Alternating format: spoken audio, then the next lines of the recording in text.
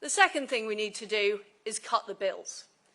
Now, people in Britain are paying some of the highest energy bills in Europe, and our businesses are also paying high energy bills. And what does that mean? Well, it means that we end up exporting jobs overseas. We end up producing them in Britain.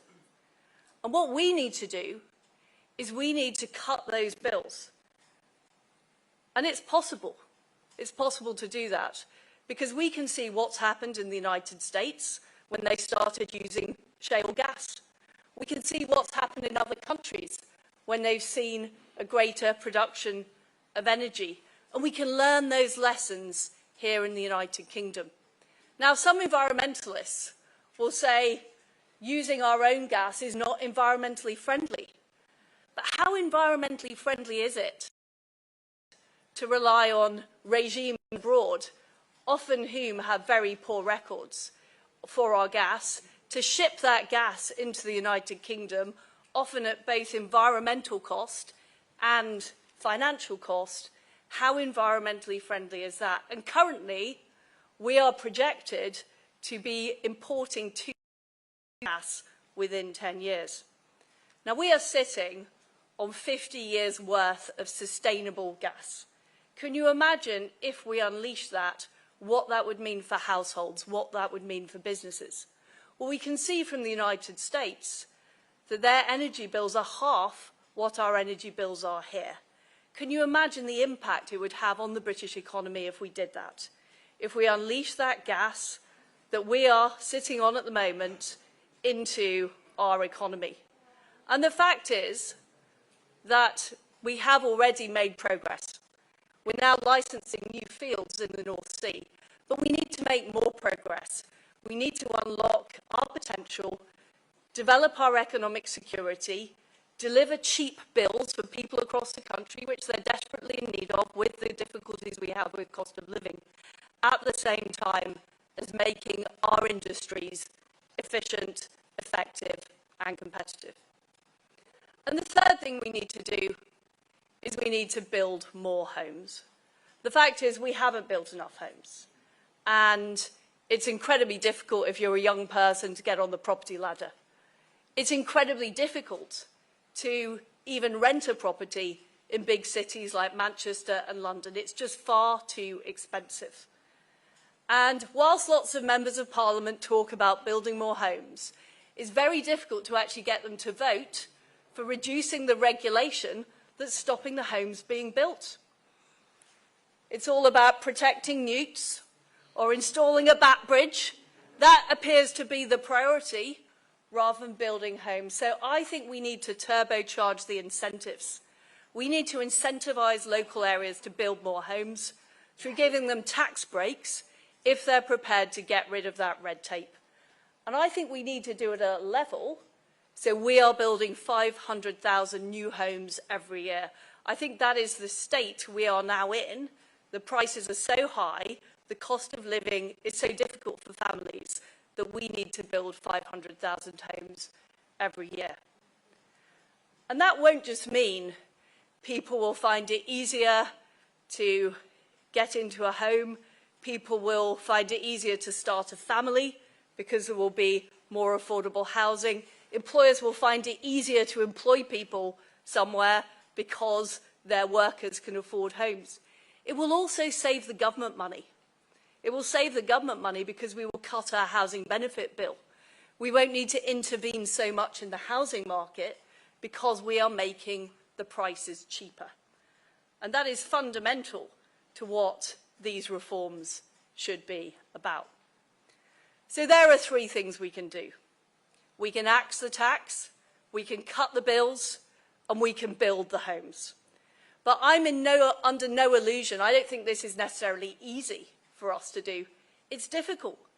But we need to be prepared to do the difficult things because that is what will make Britain grow again. And all of the people in this room, mainly minus some of the members of the media, all of the people in this room need to be out there making those arguments because people need to hear those conservative arguments again. The way we're going to bring the price of housing down or the price of energy down is not through a rent cap or price controls. It's through more supply. It's simply by having more of it. That's what will bring prices down. That is a free market conservative argument. The second thing,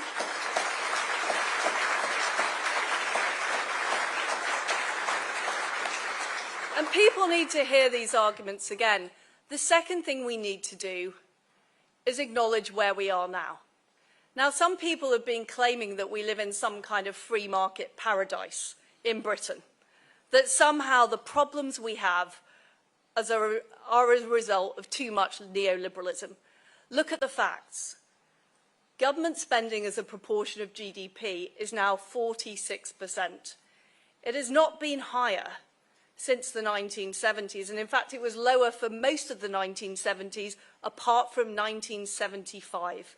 That is the only year where government spending as a proportion of GDP has been higher. So we need to acknowledge that government is too big, that taxes are too high, and that we are spending too much. That's very important. And the final thing we need to do is actually bring these arguments home to people. So what does it actually mean for people across the United Kingdom that we haven't grown as much as we could have? Well, if we'd grown as much as America, if we had the same GDP per capita as America, the average Brit would be £9,000 better off. Now think what that means. Think what that means for the ability to buy a new car, the ability to go on holiday, the ability to buy something for your children. That makes a huge difference to the average person in Britain, and that is what we have to talk about. We have to talk about the results of this policy.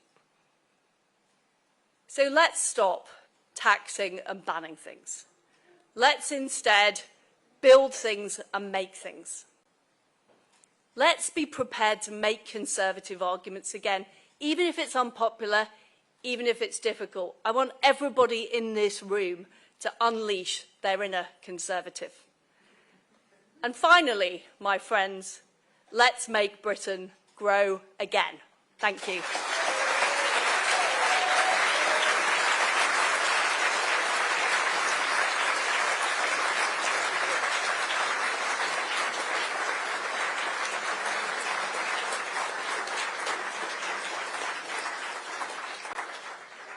Thank you, Liz Truss. Well, I must say my job here is to chair and compare, as it were, but I do have to say I agree with building more homes. And my latest book, Home Truths, the UK's Chronic Housing Shortage, is available in the conference bookshop, and I'll be signing copies at 4 p.m. on Tuesday, right after somebody called Theresa May. Anyway. Ranald Jalwardner was Secretary of State for the Environment, Food and Rural Affairs, and previously he was the Minister for International Trade. He was elected as the Tory MP for North East Hampshire in 2015, coming from a background in banking and commerce. Ladies and gentlemen, Ranald Jalwardner.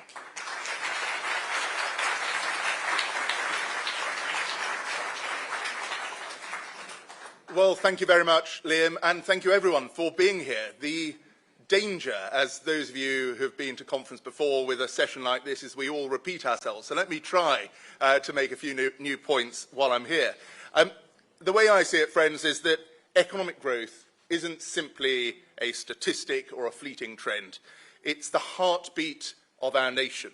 It's the pulse of our progress. And it is so important to remember that it isn't just about money. It's about people. We, the Conservative Party, must always strive to get things done as the people's government.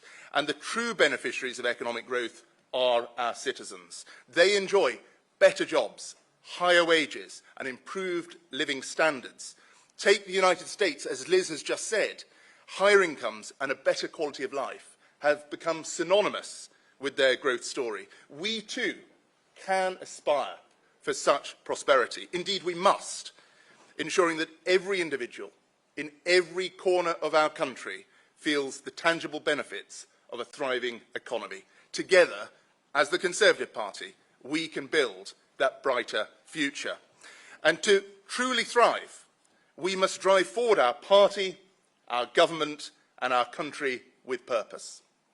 Infrastructure is not just concrete and steel, it's the backbone of our dreams, the framework of this country's future. Studies have shown that for every pound invested in infrastructure, economies can expect a return of 2 or 3 times the initial investment.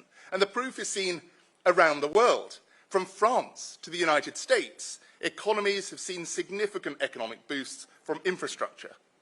Put simply, investment today means prosperity tomorrow.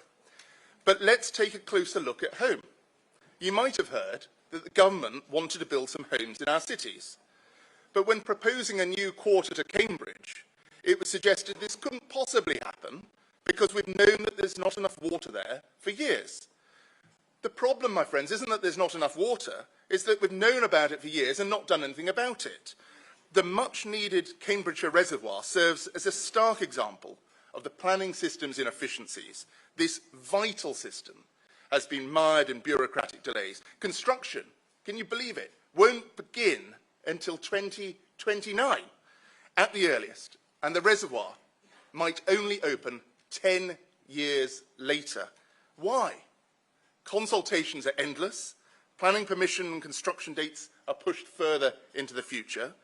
The reservoir, once on stream, would be a massive boon for the local area, but why must we wait so long for such essential projects? We need to get things done. Our communities deserve better, and they do deserve it right now. And at the same time, cities like London, Birmingham, Manchester and Leeds, alongside Oxford and Cambridge, pulse with potential for the future, but they just don't have enough homes. Every year, countless young people, eager to kickstart their careers, flock to these city centres, drawn by the allure of opportunity, the promise of growth. But the high cost of housing in our cities is not just a barrier for them, it has huge ripple effects for everyone.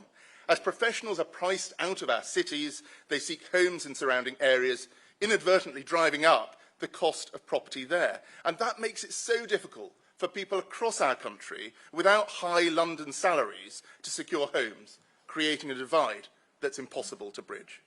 Within our existing city limits, there is ample opportunity to address our housing challenge by utilising brownfield sites, exploiting air rights over railways and regenerating old council estates. We can use the available space in our cities without even having to consider expansion into greenfield sites. And the numbers speak for themselves.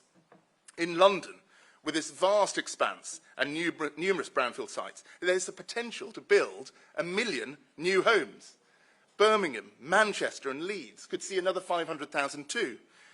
To realise that potential, to get this done, we must streamline our planning processes and ensure that projects aren't held up by this bureaucratic red tape. It's time to build homes in our cities, to build up our cities, to build for future generations. And future generations are the key. The strength of a nation lies not in its treasury, but in its families. As chairman of the Conservative Growth Group, which, Liam, I'm delighted to say, is now over 60 MPs, we're growing. I'm delighted to be working with a number of great think tanks to take our party's policy forward, including the Centre for Policy Studies. And our recent joint report was crystal clear in calling out our tax system. In its current form, the British tax system is skewed against Britain's families. Instead of looking at our household circumstances as a whole, our one-size-fits-all system treats spouses as strangers and taxes them regardless. This means that 2 families with the same incomes end up paying vastly different levels of tax, just because one person might be at home to look after their children or their elderly relatives. That's just not fair.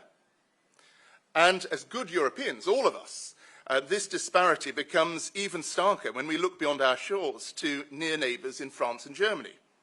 In Germany, the concept of income splitting for married couples allows for a more equitable distribution of tax burdens. It recognises the shared financial burdens within a family, making tax rates fairer. France, on the other hand, has adopted the family quotient system, a system that takes into account the number of family members, adjusting the tax rate accordingly. larger families find themselves with a reduced tax rate in a nod to not only the additional expenses they incur, but also the need for a growing population. Such policies don't just recognise, but rightly reward the contributions of families to society. And these are the sorts of targeted tax measures that are most affordable to help those who are both doing the right thing and need our help the most. This is how we can get behind the squeezed middle, the backbone of our nation, our teachers, our nurses, our policemen, those who are hit hardest today. Our families deserve this fairness. And why stop there? Everyone should have the freedom to live their life as they wish and spend their hard-earned money as they want. But doesn't it just feel like the taxman is breathing down your neck from cradle to grave? It's time for tax reform at every stage in people's lives, from first-time buyers to homeowners, from couples to families, from entrepreneurs to those who have worked their whole lives and want to hand something down to their loved ones. Tax cuts done right can ignite the engines of innovation and growth. By refining our approach, we can create the landscape where businesses bloom, entrepreneurship is encouraged, and hard-working families reap the rewards. Scrapping inheritance tax, the death tax, not only means families can pass on their hard-earned savings to the next generation, but alongside scrapping stamp duty on principal homes, can get the next generation onto the property ladder, making the dream of home ownership real again. Reforming IR35 will lead to a more flexible labour market, allowing for greater adaptability in rapidly changing economic landscapes, and can help pave the way for families to not just meet their basic needs, but aspire for more again. And raising the VAT registration threshold for businesses will stimulate investment, encourage businesses to grow, and reduce the amount of work done in the black market, which surely HMRC can get behind. And it will mean that both established businesses and startups can thrive again. And these are the sorts of targeted measures that are fair for families, good for small businesses, and it's how we make Britain grow again. So, in the tapestry of our nation's narrative, every thread counts. Infrastructure, housing, families, fair taxation. These are the pillars upon which our society is based, and indeed, we, the Conservative Party, build our shared destiny. Growth isn't just an economic imperative. It's our moral and political duty. It's up to us, as Conservatives, to chart this path forward towards a brighter, more prosperous future for Britain, where everyone can thrive. And that is how, my friends, we move forward, not just as families and individuals, but as a truly united kingdom. Thank you very much.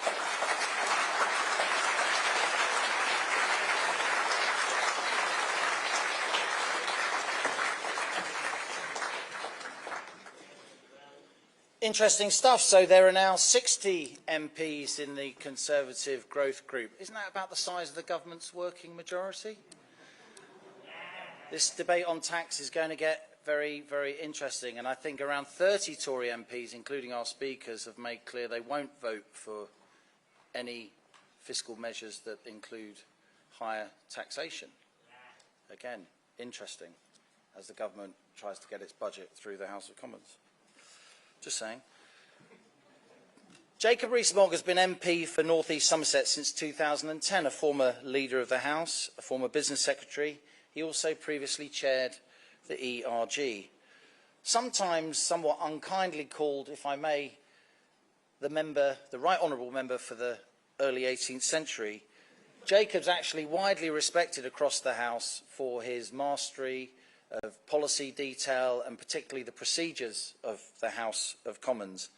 And having set up his own asset management company, he knows his way around the world of finance and the city as well. Ladies and gentlemen, Sir Jacob Rees-Mogg.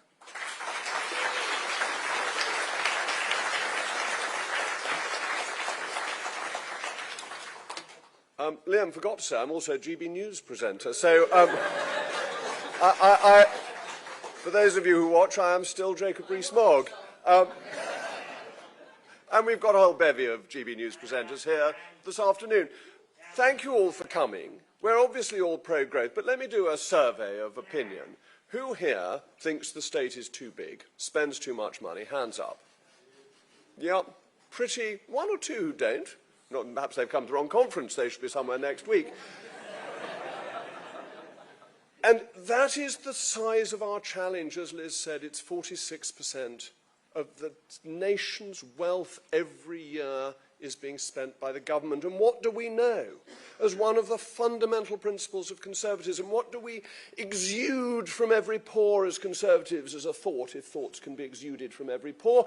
We think that we spend our money better than the government can. And that is a fundamental point, because every penny spent by the government is a penny not spent by us or by our children. Because money borrowed is taxation delayed.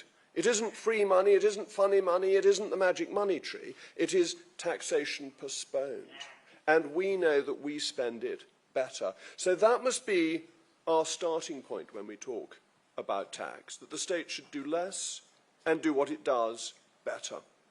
And then we need to look at the whole gamut of taxation, the whole range of taxes and the reform that you need.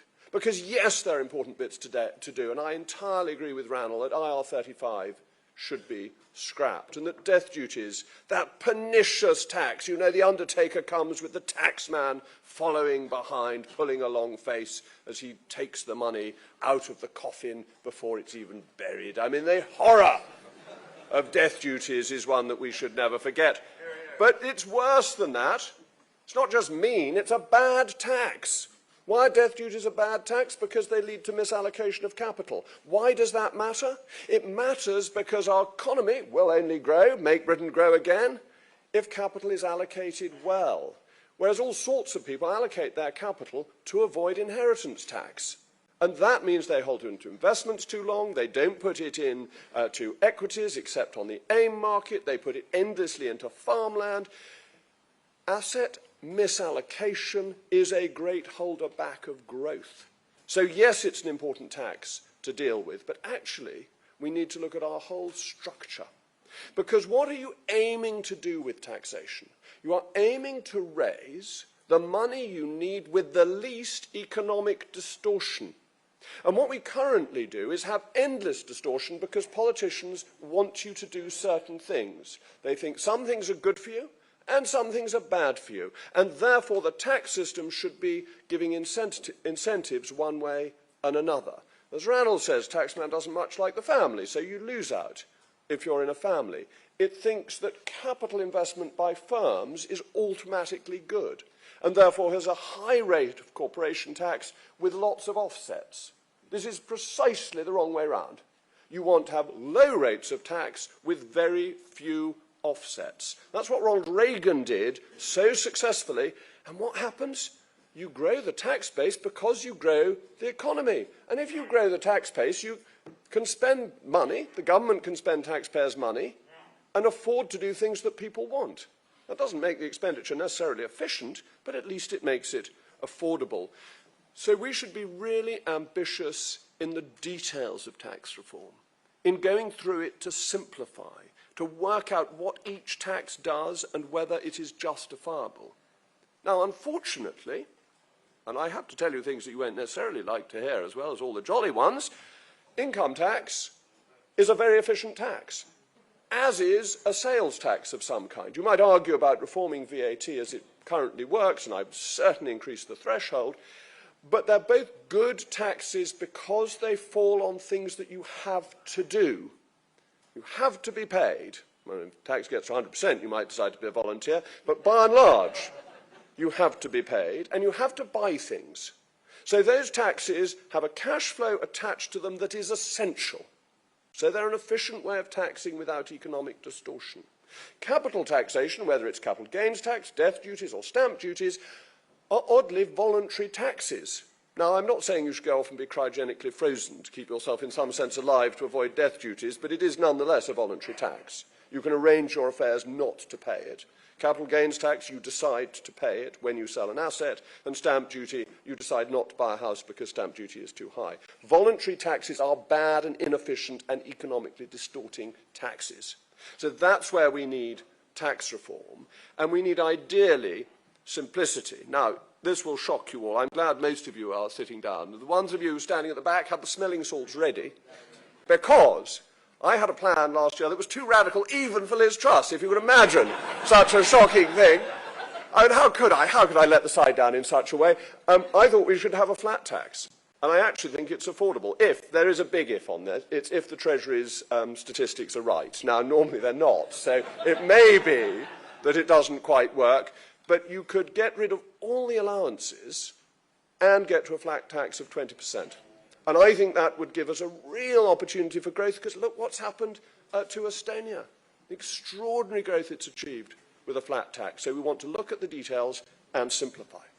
But there are two sides to growth. It's not just tax. Tax, of course, is a disincentive to growth.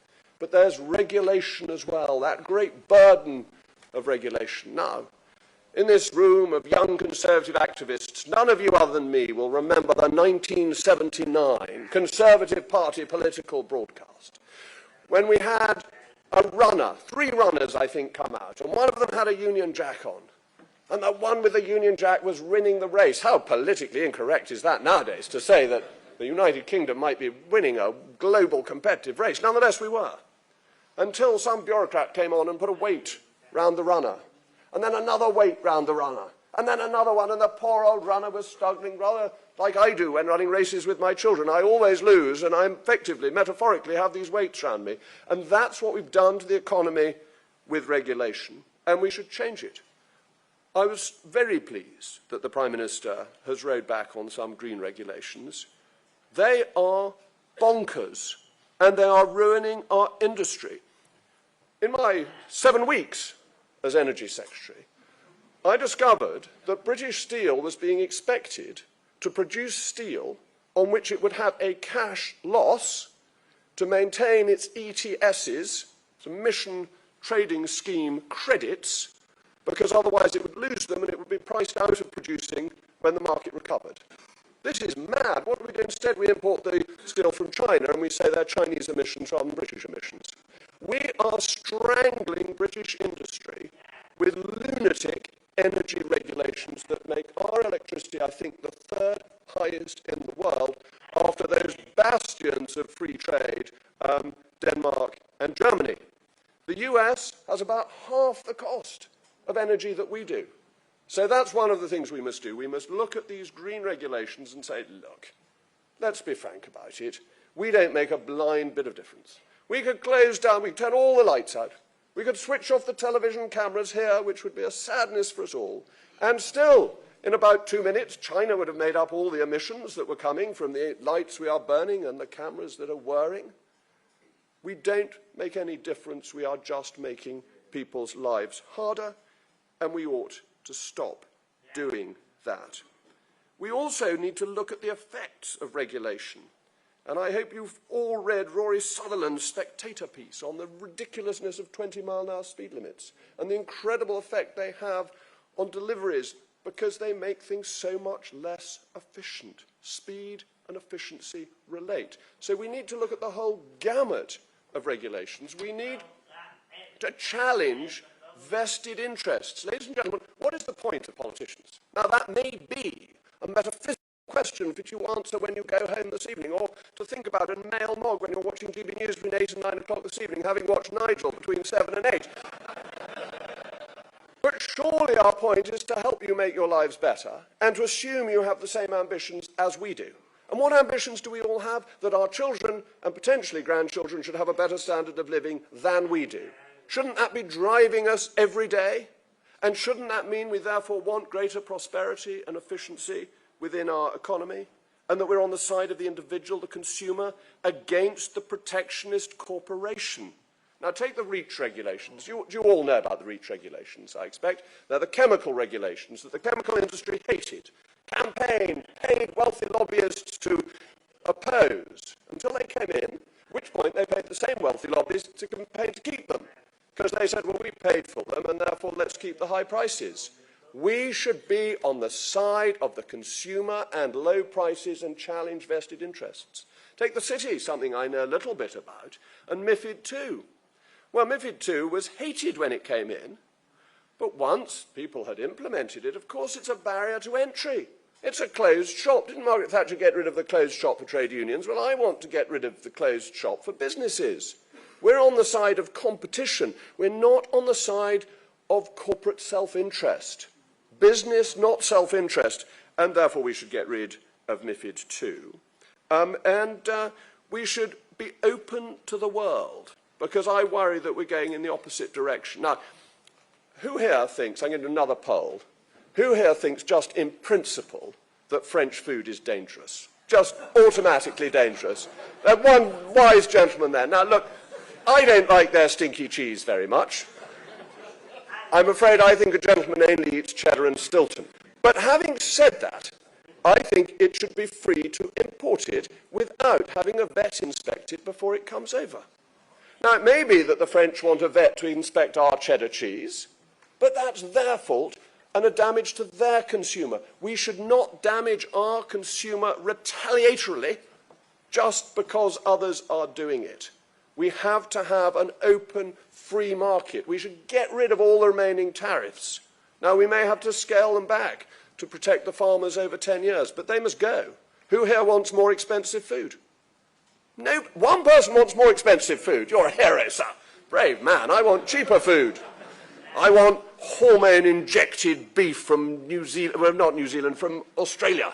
I've eaten beef in Australia. It was absolutely delicious. There's nothing wrong with it. And they should be allowed to export it here because we want lower costs. So, what should we do?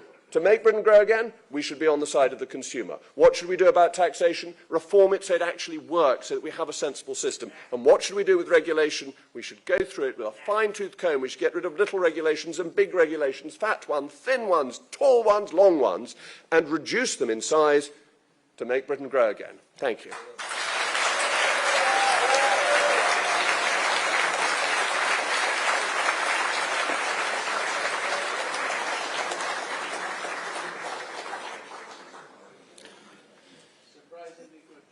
Thank you, Jacob. I first met Priti Patel quite a few years ago, 1997. She was the press secretary for somebody called Jimmy Goldsmith in the referendum party, and I was the intrepid young political correspondent for the Financial Times. It's been interesting watching her career since then. She has, of course, been Home Secretary, Secretary of State for International Development, having become Member of Parliament for Witham in Essex in 2010. Born in London to a proud Ugandan Indian family, she's proudly pro-business and is well known for her close links to the Tory grassroots. And last night I saw Priti Patel in her pink dress, I think the same one that you went to Buckingham Palace in, I wasn't going to mention it, making the case to the Conservative Democratic Organisation for, in quotes, full-blooded conservatism. Ladies and gentlemen, Dame Priti Patel.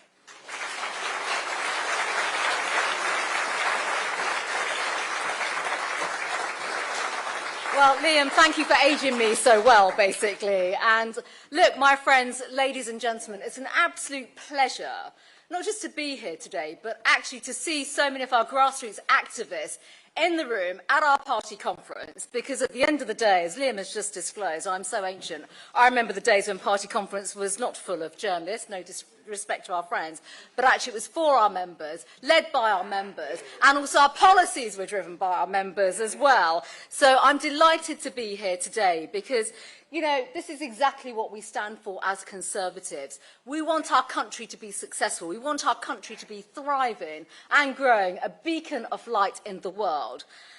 And let's be quite clear, you know, we've heard a bit from the doomsters and the gloomsters in recent years. Some may be in this room, some may be, you know, have been referenced in the past, our institutions, a few economists, perhaps some in the media as well.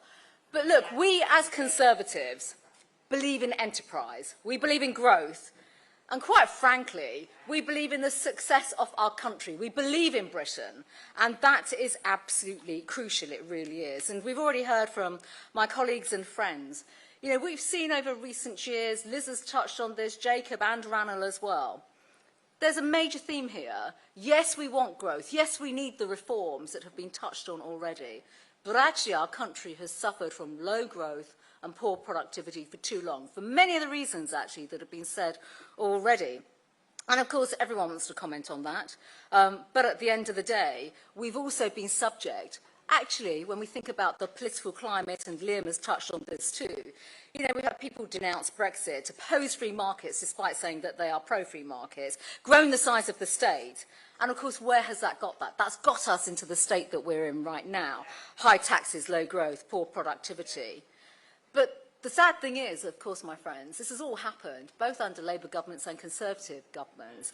And I'm a great believer, one of the greatest things that gives us that distance, that strategic distance in the minds of the great British public is, of course, we in our great party, the Conservative Party, we've always been the advocates for growth. We've always been the advocates for giving people the freedom to succeed, the chance to better themselves, entrepreneurs standing up for businesses.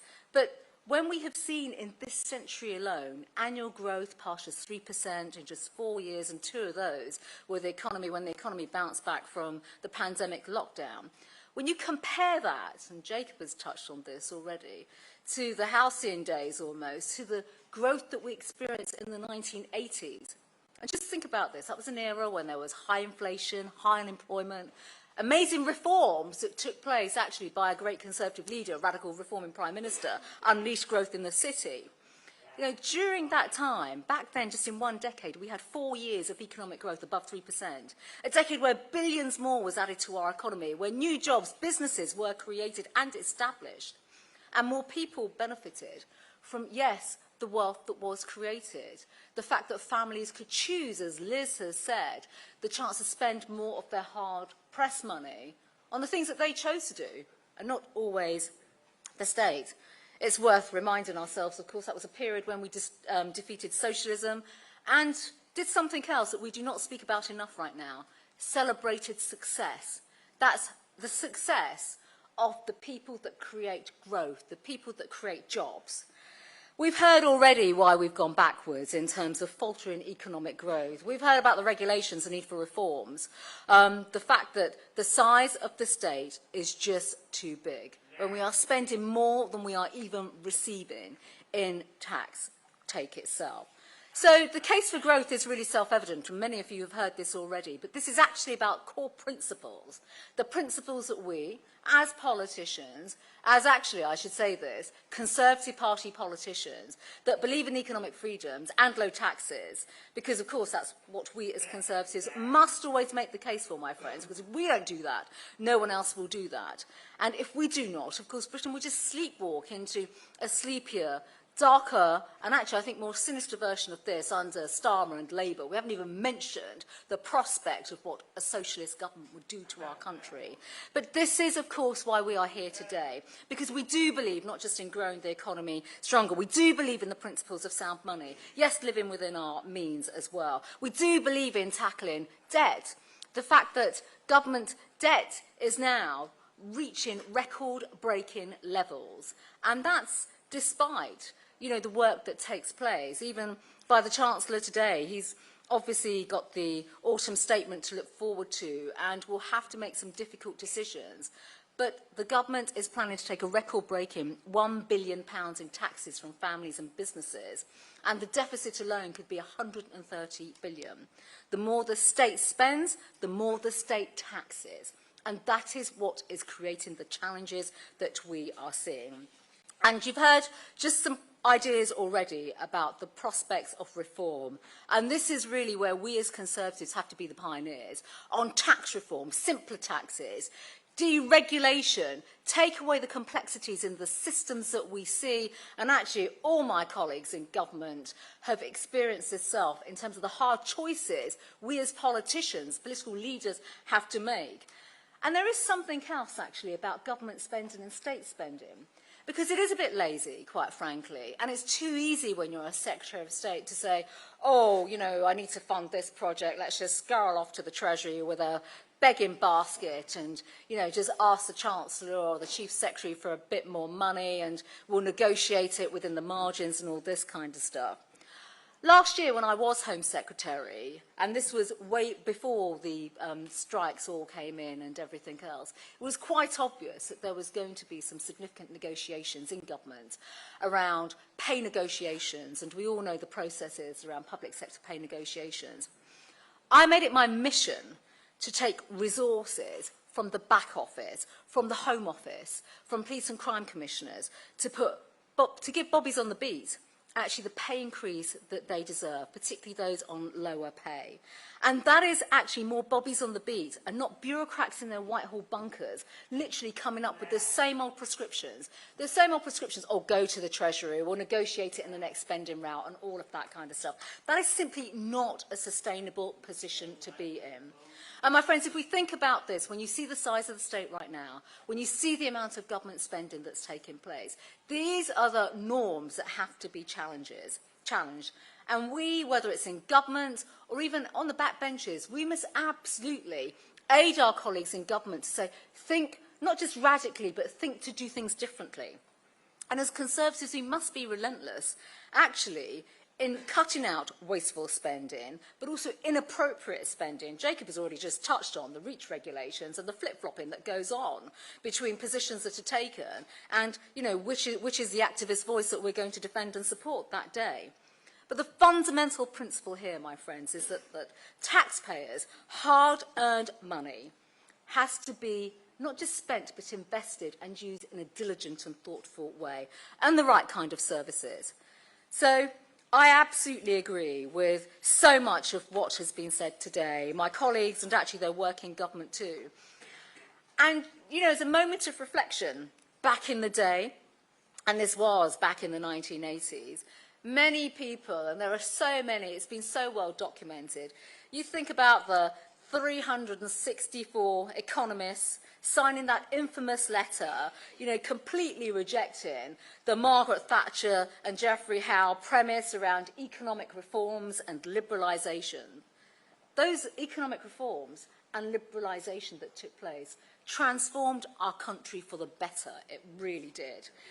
And I think actually this is a salutary point to make, because as Liz has experienced, others, my colleagues have experienced in government, and actually it's in governments across the last decade, whether it's under previous prime ministers as well.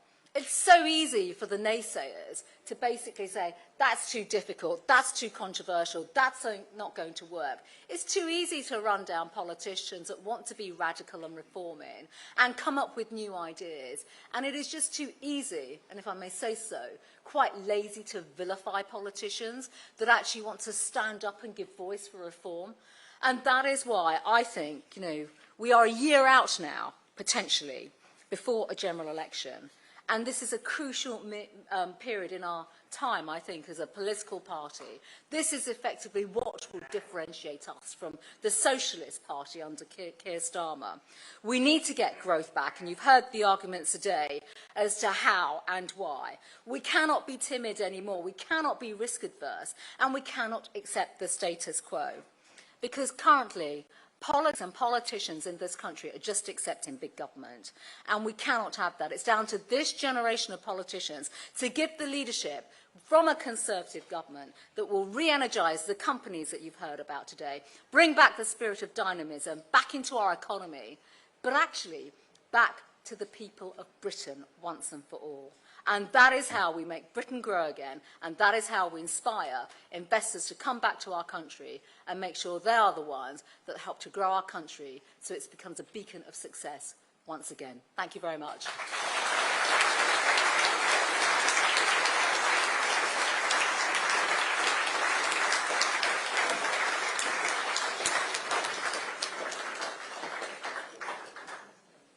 Thank you, Dame Priti Patel. Ladies and gentlemen, this has been an event about growth. The reality is the UK is growing. If you look closely at the latest ONS statistics, from the last quarter, Q4 of 2019, until the second quarter, the end of this year, the UK grew, including the big dip of lockdown, by 1.8%. That was also the period, of course, after which Brexit was initiated in January 2020. So the UK grew by 1.8%, France grew by 1.7%, by the way, Germany grew by 0.2%. The US outclassed us all, growing by 6.1%, perhaps for reasons that we've been hearing. This is also a debate not just about growth, but productivity, how we convert our economic inputs into outputs. Productivity isn't everything, but it's almost everything, Milton Friedman once said, or maybe it was Alan Greenspan. But the reality is that annual productivity growth has averaged just 0.2% between 2007 and 2019. The 30 years before that, it averaged 10 times more, 2%, not 0.2%.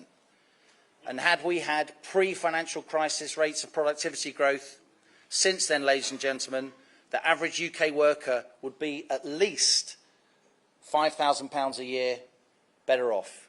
Don't take it from me, they are ONS numbers. We've heard a lot of arguments here today. We've heard in particular that the Chancellor should use his autumn statement to cut taxation.